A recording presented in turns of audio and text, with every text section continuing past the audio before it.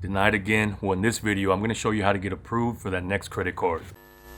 What's going on YouTube? Welcome to Currency Accounts, where I cover all things money. So the first thing you're gonna wanna do is check your credit score. And that should go without saying, right? But there's a lot of people that apply blindly for a credit card, not really knowing what's in their credit report. So there's only two sites you're gonna wanna check out, and both of them are free. The first one is creditkarma.com and the second one is Experian.com. Now with Credit Karma, you'll be able to check out your TransUnion and your Equifax credit report. With Experian.com, you'll be able to see your Experian report. Now your Experian is the most important out of all three. Most lenders, if they're not using Plaid because that's where the market's going, are using Experian. And second to that is gonna be TransUnion. So once you have your credit score, this is where a lot of people stop. I have a 640 credit score. All right, let me see what card I can be approved for with the 640 credit score. You're gonna wanna keep going here because it's not all about your credit score. So let's see what's in the report. The first thing you're gonna wanna check are your inquiries. How many inquiries do you have within a certain period of time? Now, you should only have 6 within a 1-year period. If you're applying for a bunch of different credit cards, let's say you apply for 5 cards in 1 month, even if you have good credit, that's not a good look to your lender, to whoever you're applying to, because they see, okay, this guy is applying for 5 cards in 1 month. Why are they applying for this much credit? They must need money for some reason. Okay, are they gonna pay us back? Red flag. They're definitely not gonna wanna lend to people that are applying for all this credit within a short period of time. Now, I know that really doesn't make much sense, does it? You're taking out credit, you're applying for credit because you need money. You don't have the money to pay for bills, to pay for things that you need. But let me let you in on a little secret. If you have money, you're gonna get lent more money because credit is meant to benefit those who don't need it. So good rule of thumb, don't have more than 6 inquiries within 1-year period of time. The second, and one of the more important things you're gonna wanna look at, is your credit card usage. This doesn't mean on one particular card. What I see a lot of people do and make the big mistake of doing is, let's say you're new to credit, you get a $1,000 credit card, one, right? You only have $1,000 credit card trade line. You have nothing else. You take that card, you max it out. Boom. Your credit score went from a 640, now it's at a 580. Why did it drop 60 points? Well, you just maxed out your credit card.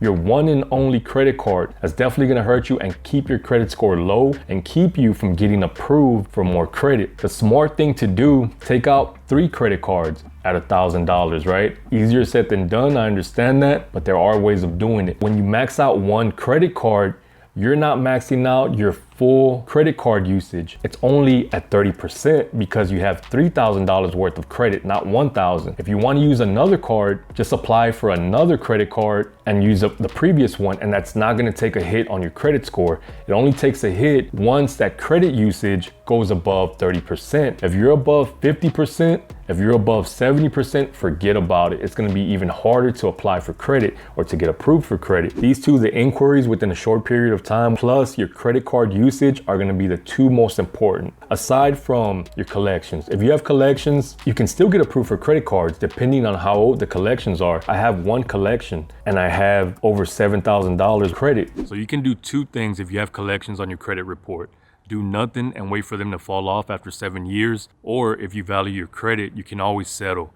And even if you owe a lot, you can settle for pennies on the dollar. I have a video where I settled a $8,000 debt for under $1,600. That's gonna be linked right here somewhere. You always have options. I know some people will say in the comments, well, late payments will hurt also. Yes, they will, but we really can't worry about those late payments because those are just so difficult to get off your credit report. All right, so now that you got your credit score, you know more or less what cards you can apply for your credit situation. You're not gonna wanna go apply for a Chase Sapphire card if you have a 640 credit score because those require over a 700. You say, you know what? I'm just gonna gamble and go apply for it. You definitely don't wanna do that because all you're doing is adding another hard inquiry to your credit report. And not only are you adding a hard inquiry, it's a hard inquiry being denied. So what other banks see is, okay, well, they didn't get approved for this card. Maybe that bank sees something that I don't see. They didn't approve them. I'm not gonna approve them either. They deny you based on algorithm. Back to the credit score. Even when you think you know your credit score, it can still be tricky. Check this out. Right here it says I have a 677 through my TransUnion and a 673 through my Equifax, and that's through the VantageScore 3.0. So if I go to my Tomo account where it also gives me a free credit score, it says I have a 717 through my Vantage 4.0 account. So what gets even more confusing, if I go to my Experian account, it says I have a 679. And then if I go to one of my credit card accounts where it also gives me a free credit report, it says I have a 706. And there's a ton of different scoring models. So if I scroll all the way down right here, just to name a few, I have a 620 on my Bank Score 8. These are a little bit out of date, but just check out the irregularity here. On my FICO Score 3, it's saying I have a 594. On my FICO Score 2, it says I have a 593. And they're gonna be different also for auto and mortgages. That's why if you have bad credit, you might still be approved for a $25,000 auto loan, but not be approved for a $500 credit card. Doesn't make sense, but the scoring models are different. When you apply for a credit card, you have to make sure you know where they're pulling your credit report from. If you're not sure what card to apply for,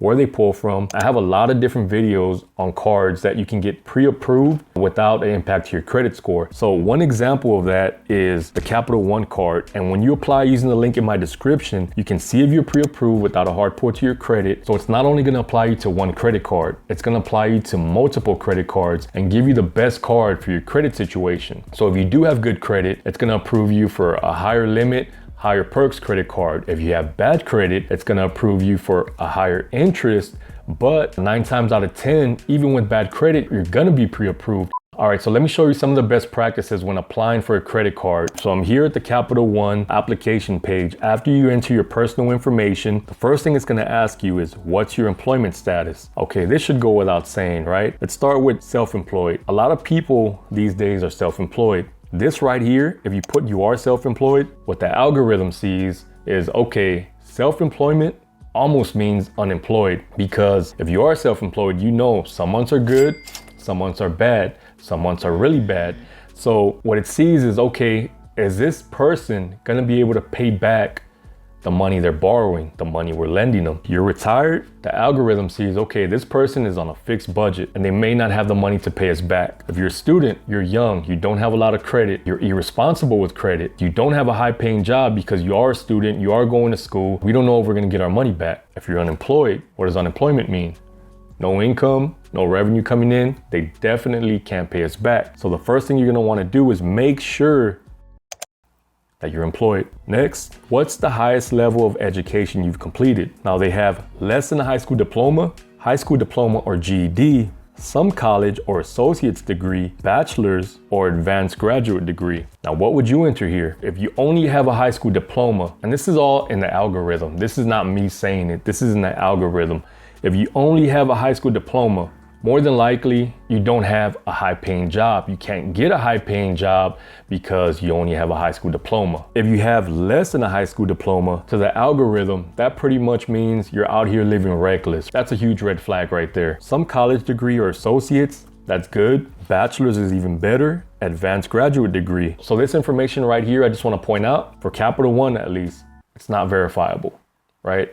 They're not going to verify, hey, let me see your degree. So when I apply, I have a bachelor's degree. Okay, this next one is one of the most important and one of the trickiest. Total annual income. How much do you make a year? Let's just say you make 30 grand a year. They're only gonna lend you a percentage of what you make per year.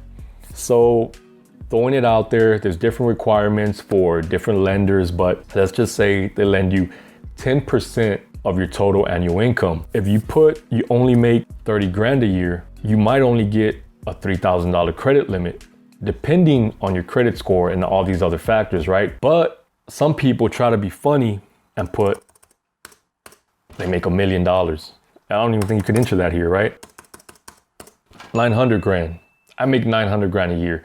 Now, if you put 900 grand a year, they might call you out on that. Prove that you make 900 grand a year, because if you make 900 grand a year, you're not borrowing money from Capital One. Now your monthly rent, you're gonna wanna come in on this as lowest as you can. And what I mean is, if you split rent, if you live with your parents and don't pay rent, or somebody else pays rent in your house or your mortgage, you're gonna wanna put that. So if you have 0 monthly rent, you put 0 monthly rent. And why does that matter? Well, let's say you make 3 grand a year or 30 grand a year. That's $2,500 a month. If your monthly mortgage is $1,000, you only have $1,500 left over. And of that $1,500, of course, you have your car payment, you have groceries, you have entertainment, you have everything else. You're not gonna have enough money to pay back this debt. So you're gonna wanna keep this as low as possible. So if you split rent, put that you split rent. You only pay $100 a month in rent. Back to your annual income. So if you're a gig worker, you're only making 20 grand a year. You don't want to put that you make 20 grand a year. You may include any person over the age of 21 that helps pay bills. So if there's anybody else in the household that brings in an income, you can include that here. Add it all up. Let's say it's 85 grand, whatever it is to your situation. Don't only put what you earn, you can include your entire household. Okay, so this next one, do you have any bank accounts? Checking and savings, checking only, savings only, or none? If you click on none, if you don't have a bank account, that's another red flag. The algorithm sees, wait a minute, this person doesn't even have a bank account. Can we really trust somebody that doesn't even have a bank account? So you definitely have a checking and savings. So why is this so important, and why do they even ask you these questions? All they're trying to figure out is if you're credit worthy. So have you ever been asked by a friend or family member to borrow money and you automatically think as they're asking, man, this fool ain't gonna pay me back. They still haven't paid back so-and-so.